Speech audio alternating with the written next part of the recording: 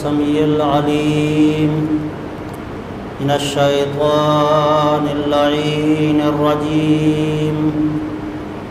بسم الله الرحمن الرحيم. الحمد لله الواحد الأحد الصمد الذي لم يلد ولم يولد ولم يكن له كفوا أحد. والصلاة والسلام والتحية والإكرام على أول العدد العبد المؤيد الرسول المسدد المصطفى الأمجد المحمود الأحمد أبي القاسم محمد وأهل بيته الطيبين الطاهرين المعصومين المظلومين الذين أذهب الله عنهم الرجس وطهرهم تطهيرا. أما بعد فقد قال سبحانه وتعالى في كتابه المحكم وخطابه المتقن وقوله أحسن. بسم الله الرحمن الرحيم. وما خلقت الجن والإنس إلا ليعبدون. صلوات اللهم صل على محمد وعلى محمد. سامعین محترم، خداوند ذوالجلال آپ لوگوں کا اس مقام مقدس پر تشریف لانا اپنی بارگاہ اقدس میں قبول و منظور فرمائے. آپ لوگوں کی افطاریاں، سحریاں اور دوسری عبادات اپنی بارگاہ اقدس میں قبول و منظور فرمائے. میرے محترم سامعین، کل سے جو ہمارا ٹاپک چل رہا تھا، موضوع گفتگو تھا، وہ ہے عبادت پروردگار. سورہ ذاریات کی 56ویں آیت میں خداوند ذوالجلال انسان کو اور جنوں کو مخاطب کرتے ہوئے در حقیقت فرما رہا ہے وَمَا خَلَقْتُ الْجِنَّ وَالْإِنسَ إِلَّا لِيَعْبُدُونَ. اے جنوں اور اے انسانوں، تمہاری خلقت کا واحد مقصد اور ہدف میری عبادت ہے، میری معرفت ہے. اگر تم لوگ میری عبادت کرو گے، دنیا میں بھی کامیابی ہوگی، آخرت میں بھی کامیابی ہوگی. انسان خوش بخت وہ انسان ہوتا ہے جو خوش سعادت وہ انسان ہے جو دنیا میں بھی باعزت زندگی گزارے اور آخرت میں بھی کامیاب اور کامران ہو. جس طرح کے خداوند سبحان نے ہمیں دعا سکھائی ہے، ربنا آتنا فی الدنیا حسنۃ وفی الآخرۃ حسنۃ وقنا عذاب النار. کہ مسلمانوں کو، مومنین کو اس طرح دعا کرنی چاہیے کہ اے پروردگار ہماری دنیا کو بھی اچھا بنا دے، ہمیں ایسی دنیا دے جو کہ ہماری کامیاب دنیا ہو، اور آخرت میں بھی ہمیں جنت عطا فرما، آخرت میں بھی ہمیں حسنہ عطا فرما، اور ہمیں عذاب جہنم سے محفوظ رکھ. اور کامیاب ترین انسان وہی ہے فمن زحزح عن النار وادخل الجنہ. کامیاب انسان وہی ہے کہ جو جہنم سے بچا لیا گیا اور جنت میں اسے داخل کر دیا گیا. یہ ہے کامیابی.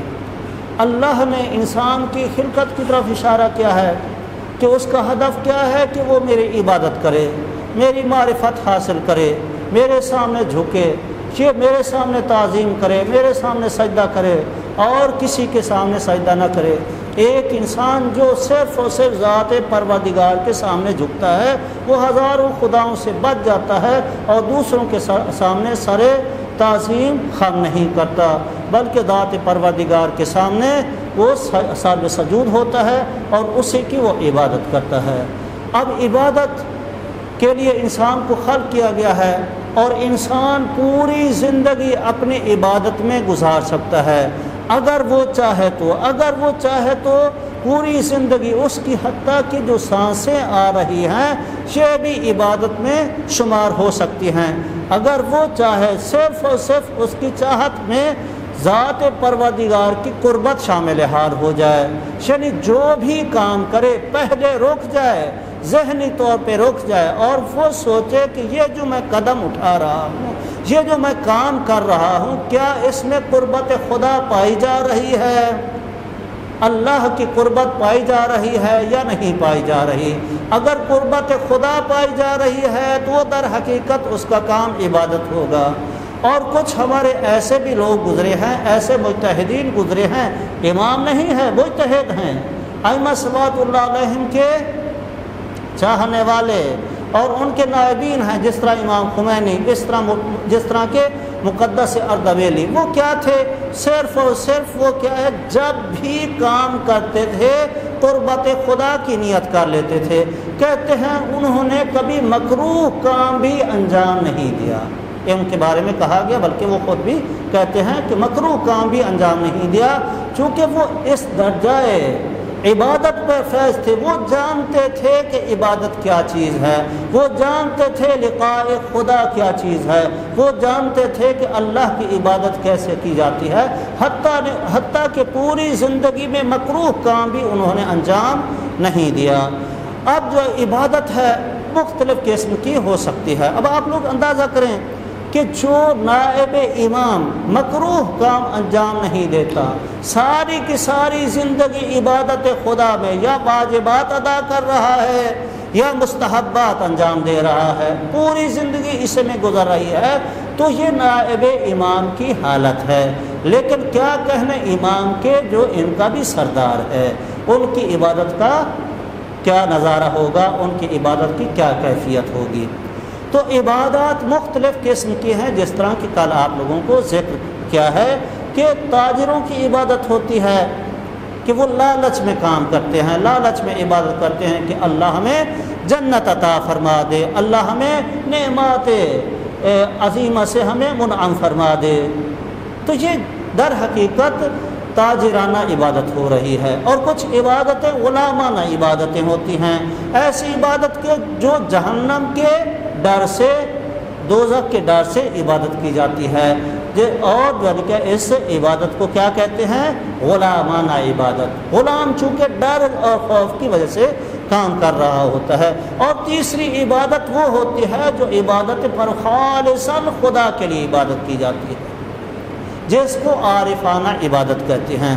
جس طرح کہ امیر المومنین علی علیہ السلام نے فرمایا ما عبدتک خوفا عن نارک او طمعا فی جنتک بل وجدتک اہل العبادہ فعبدتک۔ پروردگارا، نہ تو تیری جہنم کے ڈر سے میں تیری عبادت کرتا ہوں، نہ جنت کے لالچ میں عبادت کرتا ہوں، بل وجدتک اہل العبادہ فعبدتک، بلکہ میں تیری عبادت کرتا ہی اس لیے ہوں کہ تو لائق عبادت ہے، چونکہ تو لائق اہلیت رکھتا ہے۔ میں نے پوری کائنات میں ڈھونڈا ہے، تیرا جیسا معبود نہیں ملا، لہذا میں تیری عبادت کرتا ہوں، اور کوئی معبود میرے سامنے ہو بھی نہیں سکتا۔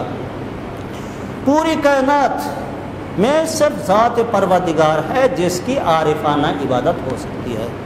تو اللہ سبحانہ و تعالی نے انسان کو عبادت کے لیے خلق کیا ہے۔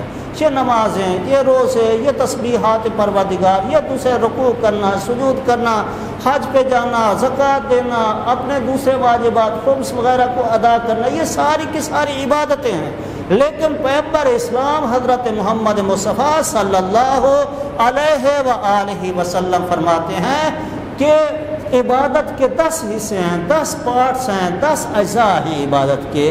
9 حصے رزق حلال میں اللہ نے رکھے ہیں اور 1 حصہ باقی ساری عبادات میں رکھا ہے۔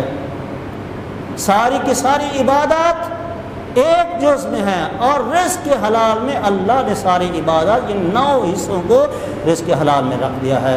رزق کے بارے میں کل عرض کیا تھا، رزق کیا چیز ہے؟ رزق در حقیقت ہر وہ جو ضرورت انسانی ہو، بنیادی انسانی ضرورت کو رزق کہتے ہیں۔ رزق اب مختلف قسم کے ہیں، لیکن جو میرا موضوع گفتگو ہے وہ حلال کمائی ہے۔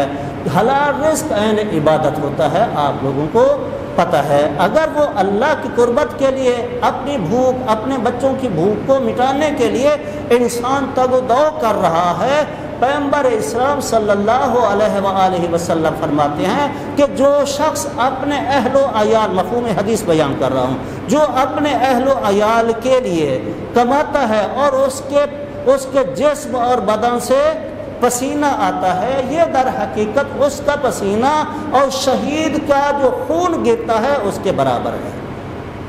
حالانکہ خون شہید بہت درجہ رکھتا ہے، جس میں کہا گیا ہے کہ خون شہید جیسے ہی پہلا قطرہ گرتا ہے اللہ سبحانہ و تعالیٰ اس کے سارے گناہ معاف کر دیتا ہے۔ ہاں البتہ حقوق العباد باقی رہ جاتے ہیں، ہو سکتا ہے کہ اللہ سبحانہ و تعالیٰ توفیق دے ان لوگوں کو جن کے حقوق غصب کیے گئے ہیں وہ اس کو معاف کر دے، یہ بھی اللہ۔ لیکن جو ہے کیا ہے بتایا گیا ہے پسینہ، مزدور کا پسینہ وہ کیا ہے؟ شہید کے خون کے برابر ہے۔ آپ لوگ پڑھتے ہیں بلکہ کئی مرتبہ سنا ہوگا کہ پیغمبر اسلام صلی اللہ علیہ وآلہ وسلم نے ایک مزدور کو دیکھا جس کے ہاتھوں پہ چھالے پڑے ہوئے ہیں، ورم آئے ہوئے ہیں، کام کر کے، ڈول کھینچ کے، ہل چلا کے پیغمبر اسلام نے ان کے ہاتھوں پر، اس مزدور کے ہاتھوں پر بوسہ دیا۔ نبی مکرم سید الاولیاء سردار ہیں انبیاء کے، وہ عالم اور فقیہ کے ہاتھ پہ بوسہ نہیں دے رہے، مزدور کے ہاتھ پہ بوسہ دے رہے ہیں۔ کتنی فضیلت ہے رزق حلال کی کہ پیغمبر اسلام فرما رہے ہیں 10 حصے ہیں، اجزاء ہیں کس کے؟ عبادت کے، 9 حصے رزق حلال میں رکھا ہے، کسب حلال میں رکھا ہے۔ اب دیکھیے یہ انبیاء کا شیوا ہے رزق حلال کمانا۔ حضرت آدم علیہ السلام کھیتی باڑی کرتے تھے، حضرت نوح علیہ السلام تجارت کرتے تھے، اسی طرح دوسرا انبیاء حضرت ادریس درزیوں کا کام کرتے تھے، جناب سلیمان کو جانتے ہیں وہ ٹوپیاں بھی بناتے تھے، زنبیلیں بھی بناتے تھے۔ اس کے علاوہ یہ ہے کہ وہ جنگ کا جو اسلحہ ہوتا ہے مثلا زرہیں وغیرہ وہ بنایا کرتے تھے۔ پوری اسٹیٹ اور پوری دنیا کے مالک ہیں، بادشاہ ہیں، لیکن رزق حلال یہاں سے کما رہے ہیں، زرہیں بنا کر، تیر کمان بنا کر یا دوسری چیزیں بنا کر، ٹوپیاں بنا کر، زنبیلیں بنا کر۔ ہم پاک پیغمبر حضرت محمد مصطفیٰ صلی اللہ علیہ وآلہ وسلم کے بارے میں جانتے ہیں کہ پیغمبر اسلام ہمارے نبی مکرم کیا کرتے تھے؟ ایک تو یہ ہے کہ وہ کھیتی باڑی بھی، دوسرا تجارت بھی کرتے تھے، اس کے علاوہ بھیڑ بکریاں بھی چرایا کرتے تھے۔ خود تاریخ میں لکھا ہے ہمارے جانے کیا ہے یہ جو کام کرنا ہے، تجارت کرنا ہے، بھیڑ بکریاں چرانا یا کوئی اور صنعت وغیرہ کا کام کرنا ہے، یہ کوئی معمولی چیز نہیں ہے۔ یہ انبیاء ائمہ خدا علیہ السلام کا کیا ہے؟ یہ شیوا ہے، انہوں نے یہ کام کیا ہے، تجارت کی ہے۔ پیغمبر اسلام گئے نہیں تھے تجارت کے لیے، انشاءاللہ کل عرض کروں گا۔ تو تجارت کا یہ انبیاء کا شیوا ہے، انبیاء کا طریقہ کار، روش یہی رہی ہے۔ یہ اتنا کام عظیم ہے کہ اگر انسان اس رزق کے حلال کو کمانا شروع کر دیتا ہے تو وہ مستجاب الدعوات بن جاتا ہے۔ ایک شخص پیغمبر اسلام صلی اللہ علیہ وآلہ وسلم کی خدمت میں آتا ہے اور کہتا ہے یا رسول اللہ، صحابی ہے، کہتا ہے یا رسول اللہ مجھے کوئی ایسی چیزیں بتا دیں، ایسی چیزیں تعلیم کر دیں کہ میں مستجاب الدعوات بن جاؤں، میں جیسے ہی ہاتھ اٹھاؤں دعا کروں میری دعا قبول ہو جائے، کوئی ایسی چیزیں بتائیں۔ پیغمبر اسلام صلی اللہ علیہ وآلہ وسلم نے فرمایا، حدیث کا مفہوم بیان کر رہا ہوں، کیا فرمایا کہ تم رزق حلال کھانا شروع کر دو، لقمہ حرام سے اپنے کو بچا لو، تم خود بخود مستجاب الدعوات بن جاؤ گے، تمہاری دعوتیں جو بھی دعا کرو گے اللہ تمہاری دعا کو سنے گا، قبول کرے گا۔ اور پھر ایک جگہ پہ فرمایا کہ اگر جو شخص رزق حلال کھاتا ہے اللہ سبحانہ و تعالیٰ اس کے دل میں نورانیت پیدا کر دیتا ہے اور اس کے دل میں حکمت کے چشمے پھوٹنا شروع ہو جاتے ہیں اور وہ اس کی زبان سے جاری ہو جاتی ہیں حکمتیں۔ انسان اگر رزق حلال کھانا شروع کر دے تو وہ اللہ سبحانہ و تعالیٰ کے کلام کا حافظ بن جاتا ہے۔ جس طرح کہ ایران کا ایک واقعہ ہے، وہاں پہ ایک 18 سال کا نوجوان ہے، 18 سال کا نوجوان ہے، جس طرح کہ ہمارے یہاں جامعۃ المنتظر کے یا دوسرے مدارس کے علماء جاتے ہیں، طلاب جاتے ہیں، جا کے مثلا گاؤں میں جا کے وہاں پہ تبلیغ کرتے ہیں، واعظ و نصیحت کرتے ہیں۔ وہاں پہ ان کے گاؤں میں 18 سالہ نوجوان کے گاؤں میں ایک مولانا آتے ہیں، طالب علم آتے ہیں، انہوں نے تقریر کی اور کہہ رہے تھے کہ جو رزق حلال کماتا ہے یہ ہوتا ہے، اس کے فوائد بتا رہے تھے۔ پھر ساتھ ساتھ یہ کہا کہ جو خمس ادا نہیں کرتا اس کی نماز نہیں ہوتی، اگر انہی کپڑوں میں وہ کر رہا ہے، نماز پڑھ رہا ہے، نماز قبول نہیں ہوگی، زکوٰۃ نہیں دیتا، زکوٰۃ، اس طرح کے مسائل بیان کر رہا تھا۔ ایک مرتبہ اس کاظم نے سنا تو وہ جو ہے پریشان ہو گیا، کہا، سیدھا گیا اپنے والد کے پاس، کہا کہ کیا آپ زکوٰۃ دیتے ہیں، آپ خمس دیتے ہیں؟ اس نے کہا میں تو نہیں دیتا۔ کہا آئندہ سے میں ایسا آپ کے گھر سے کھانا نہیں کھاؤں گا۔ کاظم نے کہا، کاظم رشتی، میں آپ کے گھر سے کھانا نہیں کھاؤں گا۔ اس نے کہا، والد نے کہا کہ یہ شاید جس طرح کہ عام طور پہ بچے جذبات میں آ جاتے ہیں ایسا ہی ہوگا۔ جناب 2 دن کھانا نہیں کھایا تو اس کا والد پریشان ہو گیا۔ اس نے کہا کہ میں قم چلا جاتا ہوں، ایک تو علم دین حاصل کروں گا، ساتھ ساتھ یہ ہے کہ مجھے رزق حلال بھی ملے گا۔ وہ طالب علموں کو جو رزق دیتے ہیں وہ پاک و پاکیزہ ہوتا ہے، طیب ہوتا ہے، لہذا میں وہاں سے کھاؤں گا۔ اپنے والد کے کھیتی باڑی جو اتنی زیادہ زمینیں ہیں اس میں سے رزق نہیں لوں گا۔ اب کیا ہوتا ہے، جب اس کا پتہ چلتا ہے کہ وہ تو سفر کرنے لگا ہے، قم کی طرف جانے لگا ہے، ایک مرتبہ اس کے والد کو پتہ چلتا ہے، والد کہتا ہے، کاظم تم کہاں کا ارادہ کر کے جا رہے ہو؟ کہا کہ میں قم جا رہا ہوں، ایک تو یہ ہے کہ درس پڑھوں گا، ساتھ ساتھ رزق حلال کھاؤں گا۔ تو اس کے والد نے کہا کہ اگر تم میرے رزق میں اگر سمجھتے ہو کہ میرا رزق حلال نہیں ہے، میں تمہیں زمینیں دے دیتا ہوں، 2-4 ایکڑ زمین دی، کہا اس سے رزق حلال کماؤ۔ اس نے کیا کیا، رزق حلال کما، حل چلانا شروع کر دیا، خود کھیتی باڑی کرنا شروع کر دی، یہاں تک کہ اس نے جب یہ کھیتی باڑی بوئی اور جو ہے کیا ہے کاشت کی، تو سب سے پہلے خمس ادا کیا، ساتھ ساتھ جو ہے کیا ہے زکوٰۃ ادا کی۔ جب خمس و زکوٰۃ ادا کر کے دوسرے سال اسی طرح کیا تو اس کی کھیتی بہت زیادہ ہو گئی، سارے جتنے بھی وہاں کے مزارع تھے، جتنے بھی کاشتکار تھے، سب سے زیادہ کھیتی اسی کی تھی۔ تو کیا ہوتا ہے کہ اس کو اور شوق بڑھا کہ اگر میں واجبات الہیہ کو ادا کر رہا ہوں، محرمات سے بچ رہا ہوں، تو اللہ میرے رزق میں اضافہ فرما رہا ہے، اللہ زیادہ سے زیادہ میرے رزق کو وسیع کر رہا ہے۔ تو کیا ہوتا ہے کہ اسی طرح وہ سال ہر سال گزرتے گئے۔ ایک مرتبہ کیا ہوتا ہے کہ 2 سید وہاں پہ، ایک امام زادے کا وہاں پہ مقبرہ ہے، وہ زیارت کے لیے آ رہے ہوتے ہیں 2 سید۔ یہ سمجھتا ہے کہ یہ 2 سید ناواقف ہیں، اس جگہ کو نہیں جانتے، میں ان کی رہنمائی کر دوں۔ تو وہ رہنمائی کے لیے جاتا ہے، کہتا ہے کہ فلاں جگہ پہ وہ مقبرہ ہے، میں آپ لوگوں کو پہنچاتا ہوں۔ یہ جاتے ہیں، پتہ چلتا ہے کہ وہ دونوں لوگ جانتے ہیں کہ یہ مقبرہ وہاں پہ ہے، یہ سید زادہ ہے، اس کی زیارت کے لیے آئے ہیں۔ ایک مرتبہ وہ جو ان میں سے ایک سید بولا، کہا اے کاظم، حالانکہ نام نہیں بتایا تھا، اے کاظم تم اپنے امام زمانہ کو یاد کر کے اس کے لیے سلام درود و سلام کیوں نہیں بھیجتے اسے؟ کہا کہ میں پڑھنا لکھنا نہیں جانتا۔ کہا کہ تم پڑھو اور جو ہے کہ امام کو، اپنے امام کو سلام کرو۔ ایک مرتبہ کیا ہوتا ہے، اس نے کہا کہ میں نے آپ کو بتایا ہے کہ میں پڑھنا لکھنا نہیں جانتا۔ کیا ہوتا ہے کہ کہا کہ وہاں پہ ایک آیت لکھی ہوتی ہے، کہتے ہیں کاظم وہ جو آیت ہے وہ پڑھو۔ وہ کاظم کہتا ہے میں نے ابھی بتایا کہ میں لکھنا پڑھنا نہیں جانتا، میں جناب وہ پڑھا لکھا نہیں ہوں، قرآن کو نہیں جانتا، یہ آیت الہی ہے، میں نہیں تلاوت کر سکتا۔ کہا کہ ایک مرتبہ ہاتھ رکھا سینے پہ، اور سینے پہ ہاتھ رکھ کے کہا کہ آپ پڑھو اس آیت کو۔ اس آیت کو پڑھا، دیکھا کہ اسے تو وہ آیت پڑھنی آ گئی۔ قرآن مجید کو اٹھایا، قرآن مجید آنا شروع ہو گیا۔ واقعاً ایک مرتبہ وہ دیکھتا ہے کہ وہ دونوں بندے غائب ہو چکے ہوتے ہیں، وہ دونوں سید غائب ہو چکے ہوتے ہیں، گویا امام زمانہ نے اسے زیارت کرائی۔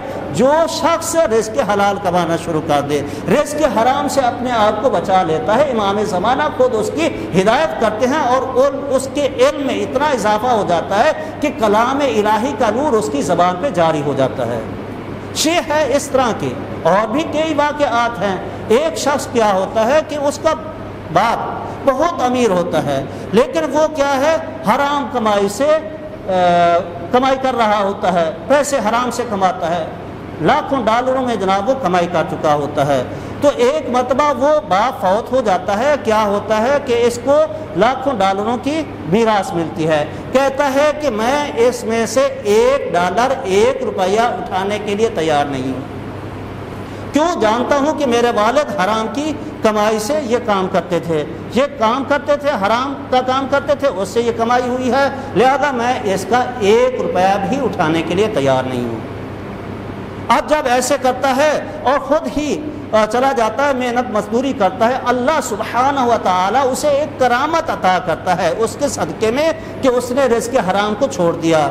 وہ کیا ہے کہ جب بھی وہ رزق حرام کی طرح مثلا اس کے سامنے کھانا حرام کا لایا جاتا تھا، اس کے ہاتھ میں ایک جو نس ہے وہ ایک مرتبہ وہ سکڑ جاتی تھی، ہاتھ سکڑ جاتا تھا، ہاتھ آگے نہیں بڑھتا تھا۔ اسے پتہ چل گیا کہ میں جو اللہ کے لیے یہ کام کر رہا ہوں، در حقیقت اللہ نے مجھے کرامت عطا کیا کہ میرا ہاتھ حرام کی طرف بڑھتا ہی نہیں ہے۔ بہت تجربہ کیا، دوستوں نے کیا، بہت کوشش کی اسے لقمہ حرام کھلایا جائے، کہیں یہ فرار تو نہیں کر رہا۔ واقعاً ایسا ہوتا تھا، اس کا ہاتھ رک جاتا تھا۔ لیکن جو بھی یعنی اللہ سبحانہ و تعالیٰ خود فرماتا ہے والذین جاہدوا فینا لنہدینہم سبلنا، جو شخص جو لوگ ہمارے راستے میں آگے بڑھتے ہیں یعنی ہمارے راستوں پر چلتے ہیں، ہم ان کی ہدایت کر دیتے ہیں، ہدایت کا راستے خود کھول دیتے ہیں۔ لیکن جو برعکس لقمہ حرام کھاتا ہے، رزق حلال کو حلال سمجھ کے نہیں کماتا، مشتبہات میں پڑا رہتا ہے، یہ نہیں جانتا کہ یہ حلال ہے یا حرام ہے۔ عام طور پر آپ لوگ دیکھتے ہیں تاجر حضرات حرام اور حلال کو دیکھے بغیر تجارت کر رہے ہوتے ہیں، مسائل دینیا کو سمجھنے کے بغیر جناب وہ تجارت کر رہے ہوتے ہیں۔ یہ پتہ نہیں ہے کہ یہ ربا ہے یا ربا یعنی ربا آپ لوگ جانتے ہیں کہ ربا کیا چیز ہے، وہ آپ لوگ جانتے ہیں کہ ربا کے بارے میں وہ نہیں جانتے، اس کے مسائل نہیں جانتے، لیکن کیا ہے کمائے جا رہے ہوتے ہیں۔ اگر انسان ان چیزوں کو دیکھ کے سنبھل کے اور سوچ سمجھ کے غور و فکر کر کے اگر وہ کمائی کماتا ہے، اللہ سبحانہ و تعالیٰ اس سے خوش ہوتا ہے اور اس کو 9 درجے عبادت کے مفت کے عطا کر دیتا ہے۔ اور جو شخص کل عرض کیا تھا، پیغمبر اسلام فرماتے ہیں کہ جو شخص رزق حلال کماتا ہے، لقمہ حلال کماتا ہے، لقمہ حرام کو چھوڑ دیتا ہے، 2000 رکعت نوافل نماز کا اسے ثواب اور اجر ملتا ہے۔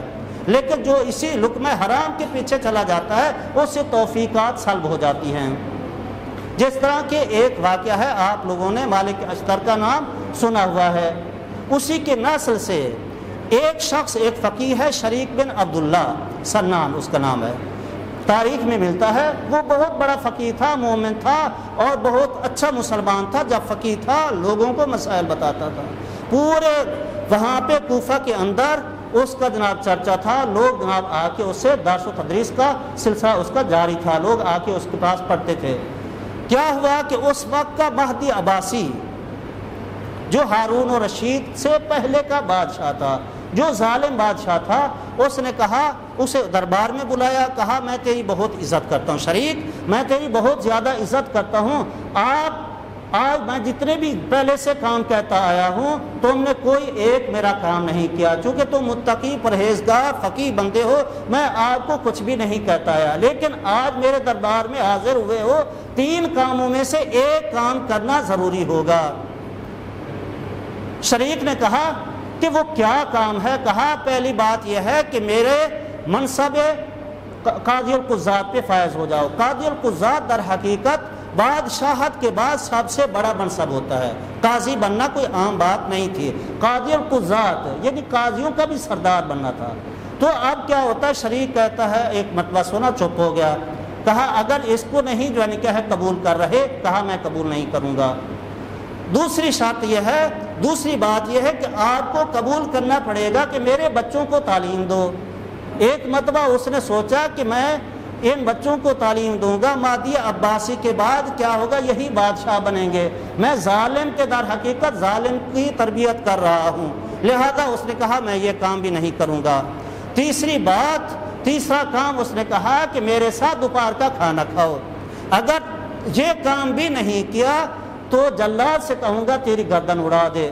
اب اس نے سوچا 2 کام تو ٹھکرا چکا ہوں، ایک مرتبہ کھانا کھانا اس میں کون سا مذائقہ ہے، اب میں مجبور ہوں۔ اگر وہ کھانا بھی نہ کھاتا تو در حقیقت اگر وہ شہید ہو جاتا تو بہترین مومنین میں سے ہوتا اور بہترین شہداء میں سے ہوتا، لیکن کیا ہوتا، اس نے کہا کہ نہیں میں جو ہے کھانے کے لیے تیار ہوں۔ اس نے بلایا اپنے باورچی کو کہ فلاں چیزیں جو حرام ہیں اس میں مکس کرو۔ اب حرام چیزوں کو ادھر سے ظالم بادشاہ کا کھانا ہے، کھانا ہے، اور ساتھ ساتھ یہ ہے کہ ان چیزوں کو جو حرام اور حلال تھی ان کو مکس کر کے جب کھانا اس کے سامنے پیش کیا گیا تو ایک مرتبہ باورچی بھی سمجھ گیا کہ اگر شریک نے یہ کھانا کھا لیا تو اس کی آخرت تباہ ہو جائے گی۔ ایک مرتبہ کھانا سامنے آتا ہے تو بادشاہ کہتا ہے کھانا کھائیے، اب وہ کھانا کھانا شروع کر دیتا ہے، جیسے ہی لقمہ حرام اس کے پیٹ میں گیا لقمہ نے تاثیر دکھانی شروع کر دی۔ اب کیا ہوتا ہے، وہ کہتا ہے کہ اگر جو ہے کیا ہے یہ میں نے کھانا کھایا ہے اس میں کچھ نہیں ہوا، اگر میں یہ قاضی القضات کا اتنا بڑا درجہ ہے اگر میں یہ قبول کر لیتا ہوں، اب سوچ شروع ہو گئی، وہ فکر کرنا شروع ہو گئی، اور کہا کہ میں جو ہے کیا اگر یہ قبول کرتا ہوں تو میں مومنین کے لیے فائدہ کروں گا، ظالم ٹھیک ہے ظالم ہے وہ ہے میں تو نہیں ہوں۔ اب وہ قاضی القضات کے لیے بھی تیار ہو جاتا ہے، پھر دوسرا تیسرا لقمہ کھاتا ہے، کہتا ہے کہ اس میں کون سا مذائقہ ہے، اب سوچ تبدیل ہونا شروع ہو گئی، اور کہتا ہے کہ میں معلم بھی بنوں گا، ان کا استاد بنوں گا، نیکی کا راستہ دکھاؤں گا، حالانکہ ہارون الرشید جیسا شاگرد پال رہا تھا۔ جناب وہ کیا ہوتا ہے کہ جناب وہ ان کے بچوں کو بھی پڑھانا شروع کر دیتا ہے۔ یہ لقمہ حرام کی تاثیر تھی، ایک مرتبہ وہ ایک درہم اس سے گر جاتا ہے تو وہ بڑا پریشان ہوتا ہے، کبھی ادھر دوڑتا ہے کبھی ادھر دوڑتا ہے۔ کسی نے کہا کہ وہ شریک اتنے ہزاروں درہم اور دینار تیرے پاس ہیں، ایک درہم گرا ہے، پریشان ہو گیا، کہا تمہیں پتہ نہیں، کہا اس نے کہا کہ کیا چیز بیچی ہے، گائے بیچی ہے، بھینس بیچی ہے، کیا چیز بیچ کے آ رہے ہو، ایک درہم گرا تو تم جو ہے پریشان ہو رہے ہو۔ اس نے کہا میں نے کوئی عام چیز نہیں بیچی بلکہ ایمان کو بیچ کر یہ چیزیں کمائی ہیں، یہ پیسہ کمایا ہے۔ تو اگر یہ جو ہے کیا حرام کا لقمہ انسان کھا لے تو پھر ظالم حاکم کا بھی ساتھ دینا شروع کر دیتا ہے، پھر ہمیشہ ہمیشہ کے لیے خاسرہ دنیا والآخرہ ہو جاتا ہے۔ چونکہ وقت کم ہے لہذا 2 منٹ کے اندر اندر آپ لوگوں کو ایک واقعہ بتا کے تمام کرتا ہوں اپنی گفتگو کو۔